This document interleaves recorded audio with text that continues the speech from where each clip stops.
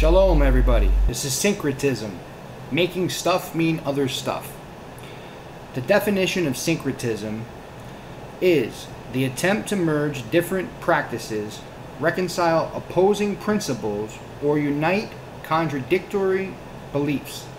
A good example is fusing pagan symbols and practices of Druids with Christianity, like Halloween. Rome was especially good at syncretism. A reprobate mind is easily misled.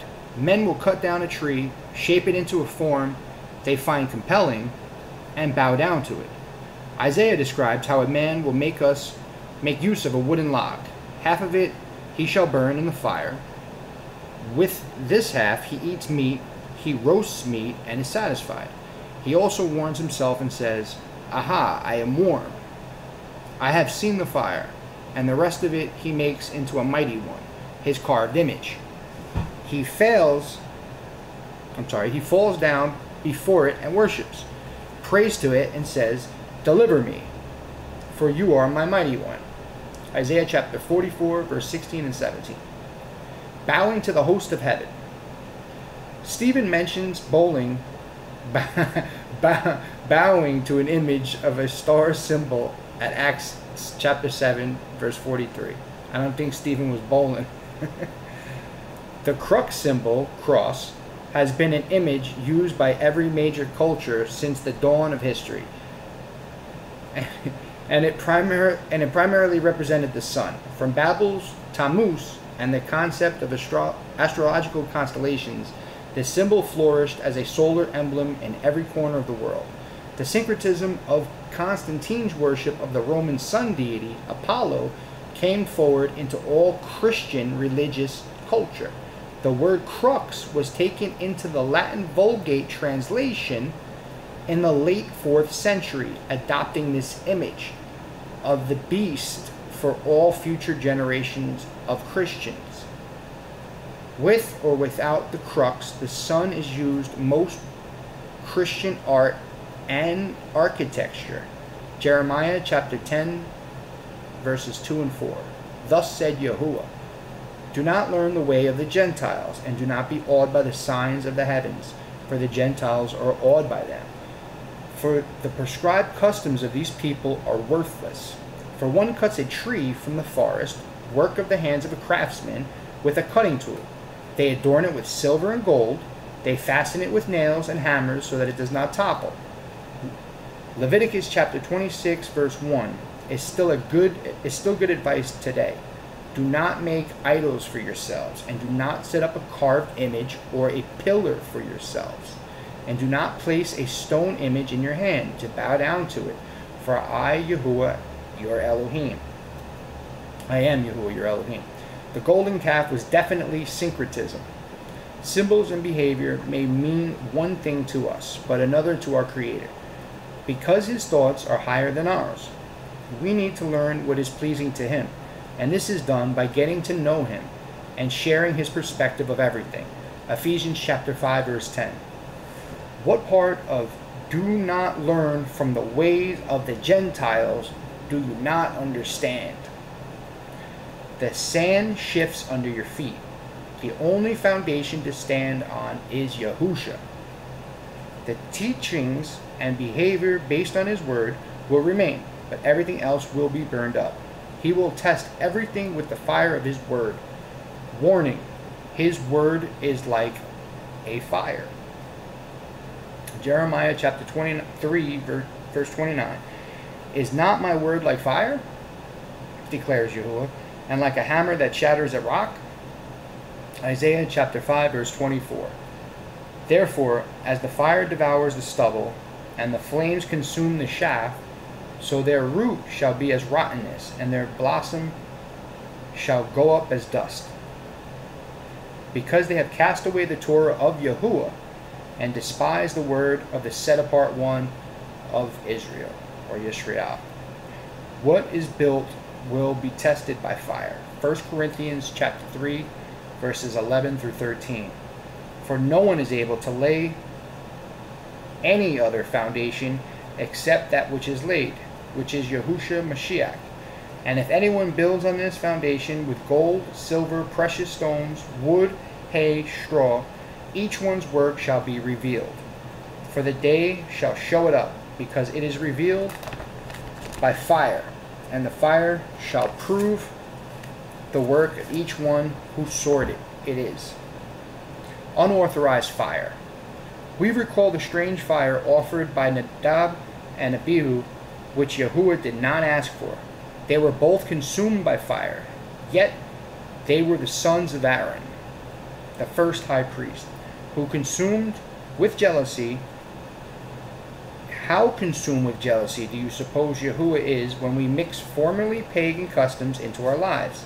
They remind him of child sacrifice.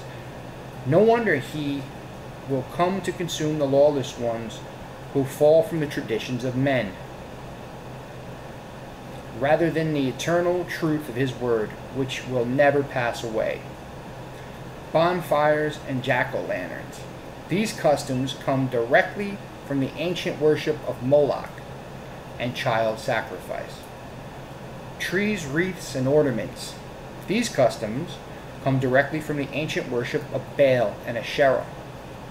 The Canaanite storm deity Baal is seen in translations, but the word Asherim was altered and seen as groves in the King James Version. An Asherah idol is what the Christmas tree really is. These symbols represent fertility, occulting their true meanings. The wreath is a vagina having freshly given birth to the sun deity.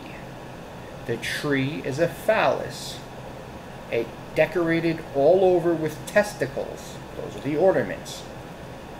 And semen, tinsel. The star refers to the host of heaven, and the star of Bethlehem is a misdirection. Witch cone hats and broomsticks. The cone of power design of the hat is an occult figure for a phallus, and the idea of flying with a stick between the legs is another fertility concept. The occult meaning teaching the corn to grow by flying above it with sexual symbols, interpreted only by those trained in the ancient mysteries. Birthday cakes, cones, hats, candles. The celebration of one's day of birth is directly from the old religion of astrology. A cake is baked for the Queen of Heaven. That's Semiramis, or Isis, or whatever. It's all started in Babylon, the mother goddess. Nimrod's wife / mother. Anyway, a cake is baked for the Queen of Heaven, and a person blows out candles as they make a wish to a personal genie that rises on the smoke to the host of heaven. The wine teachings of Babel has caused all nations to be drunken, and this is one practice among others showing rebellion against Yahuwah. The first and second commandments guide us away from this behavior. Babel is the source of all sorcery. Jeremiah chapter 51 verse 7 indicates traditions of Babel are teachings of wine causing madness. Babel was a golden cup in the hand of Yahuwah, making drunk all the earth. The nations drank her wine. That is why the nations went mad. Knowledge of the truth produces love. We can be forgiven for our past behavior because we were acting in ignorance. 1 Timothy verse 1. The goal is love, and the Torah trains us. When we are fully trained by it, we are no longer under the tutelage of it, but we practice it in the world. Our behavior brings persecution from those who are religiously rebellious people. They feel justified due to their great numbers and long-held traditions. Yahusha warned us of the broad path that leads to destruction in Matthew chapter 7 verse 13.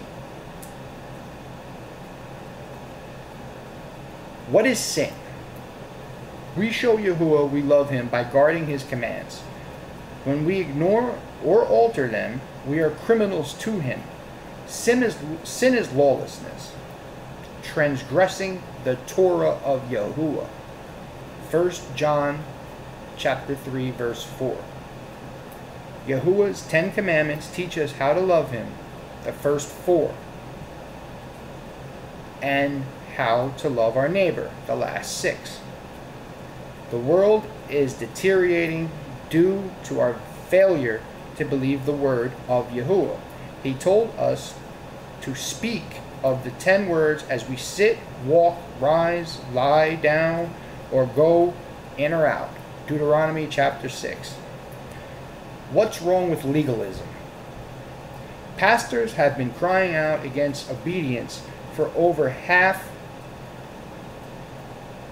Pastors have been crying out over obedience, saying legalism, legalism. What is that?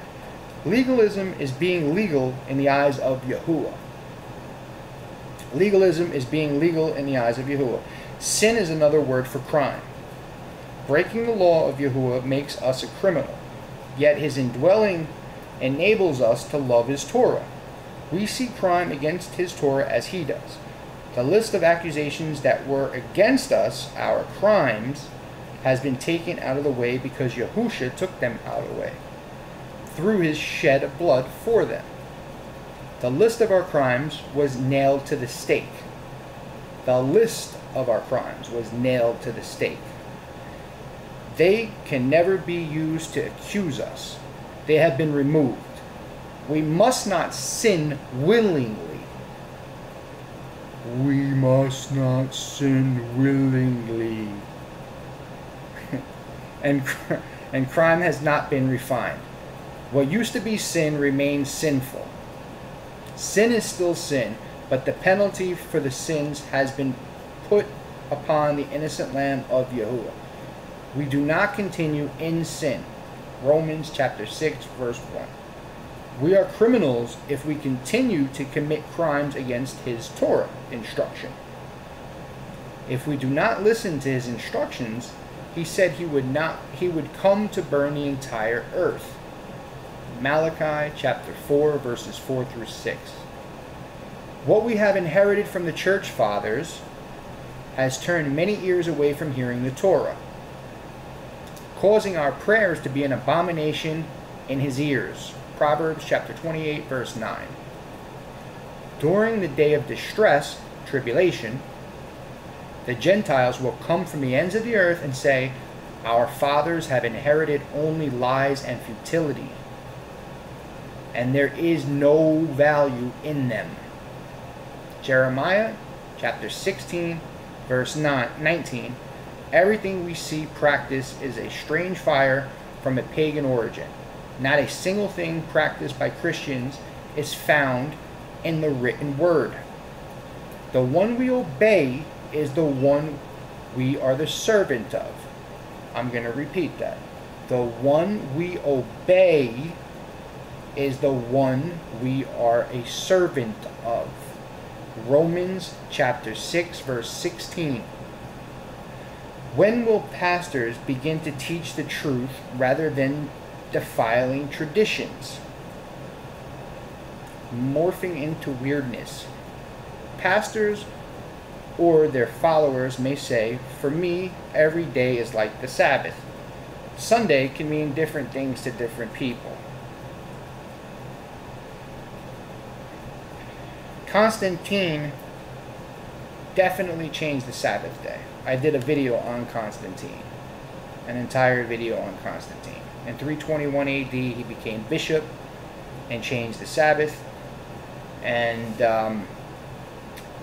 he's a sun worshiper.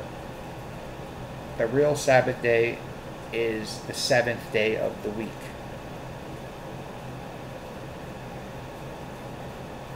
What Yahuwah calls good is called bad. Legalism should mean a good thing. And what is called bad is called good. The fertility symbols and practices inherited from pagan sources, Asherim, trees, eggs, bunnies, sunrise services, and the odd Catholic practice of the holy day of obligation, Sunday attendances at the beckoning of bells inside sun pillars, obelisks, steeples on Sunday. Deuteronomy chapter 12, verses 8 and 9. Do not do as we are doing here today, each one doing whatever is right in his own eyes, because you have not yet entered the rest and the inheritance which Yahuwah your Elohim is giving you. No divisions. 1 Corinthians chapter 1, verse 10. And I appeal to you, brothers, by the name of our Master Yahushua Mashiach, that you all agree, and that there be no divisions among you, but that you be knit together in the same mind and in the same opinion. What is popular is what is most likely to be folly. Hebrews chapter 4 discusses a seventh day, not a first day. Entering his rest. Entering into his rest. Hebrews chapter 4, verses 4 through 6. For somewhere he has said thus about the seventh day, and Elohim rested on the seventh day from all his works. And in this again, if they shall enter into my rest. Since then it remains for some to enter into it. And those who formerly received the Besorah, gospel, good news, did not enter in because of disobedience. Can we pick which day we'd like out of the week to rest? Or is it the day Yahuwah blessed, the one he called the sign of the eternal covenant between him and his people forever?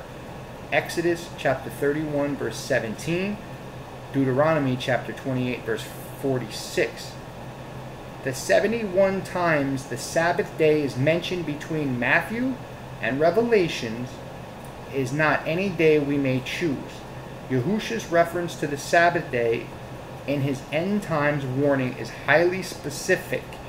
The same warning seems to concern the text at Malachi chapter 4, verse 4 through 6, directing us to remember the Torah. The fourth commandment has been trodden underfoot due to the beguiling of the dragon. If we rest on the seventh day, who are we obeying? Yahuwah or the dragon? Does Yahuwah change? To observe, practice, or behave in any other way is strange fire to Yahuwah. And teachers must guard what they teach the sheep. Until the last few years, the meaning of the 7 festivals has been sealed. The day of Yahuwah is coming soon. So Yahushua's spirit is revealing the things he is about to do. See Amos chapter 3, verse 7. Truth is being restored for those with ears to hear. Remembering the goal. 1 Timothy chapter 1, verse 5 through 8. Now the goal of this command is love from a clean heart, from a good conscience, and a sincere belief, which some, having misused the goal, turned aside to senseless talk. Have missed the goal. Turn aside to senseless talk, wishing to be teachers of Torah, understanding neither what they say nor concerning what they strongly affirm. And we know that the Torah is good if one uses it legitimately. Claiming the excuse, not for us. Replacement theology.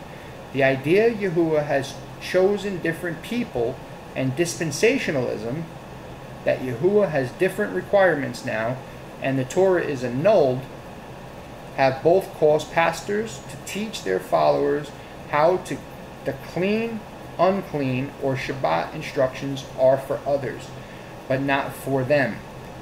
It seems that there are 2 bodies and different dispensations in their minds. In the day of distress, tribulation, those who keep and teach Torah will be fine, but the Gentiles will realize something. Yahuwah, my strength and my stronghold and my refuge, in the day of distress the Gentiles shall come to you from the ends of the earth and say, our fathers have inherited only lies, futility, and there is no value in them. Jeremiah chapter 16, verse 19. In spite of having scripture that clearly describes them, the current Gentile teachers are convinced that their holidays and customs are all very pleasing to Yahuwah. Keeping the commandments is downplayed, while they hold tightly to tithing, which empowers, supports, and entrenches them in their lawlessness. Without a shred of the teaching found in Scripture, Sunday is one of their strongest promotions of a lie, must be repeated over and over until it becomes accepted as truth, but it doesn't make it true. Repetition does not make anything true. Woe to those who call evil good and good evil, who put darkness for light and light for darkness, who put bitter for sweet and sweet for bitter. Isaiah chapter 5, verse 20. Let the wrong forsake his way, and the unrighteous man his thoughts. Let him return to Yahuwah, who has compassion on him, and to our Elohim, for he pardons much. For my thoughts are not your thoughts, neither are your ways my ways, says Yahuwah. For as the heavens are higher than the earth, so are my ways higher than your ways, and my thoughts than your thoughts. For as the rain comes down and the snow from the heavens, and do not return there, but water the earth, and make it bring forth and bud, and give seed to the sower and bread to the eater, so is my word that goes forth out of my mouth. It does not return to me empty, but shall do what I please, and shall certainly accomplish what I sent it for. Isaiah chapter 55, verses 7 through 11. Yahuwah's people always had the tendency to mix their worship. We choose not to eat from the wrong tree. Let's guard the commands and bear good fruit. Yahusha is coming for his bride, the wise virgins. Yahusha has her hand, and she loves him above all. This was syncretism, making stuff mean other stuff. Shalom, everybody.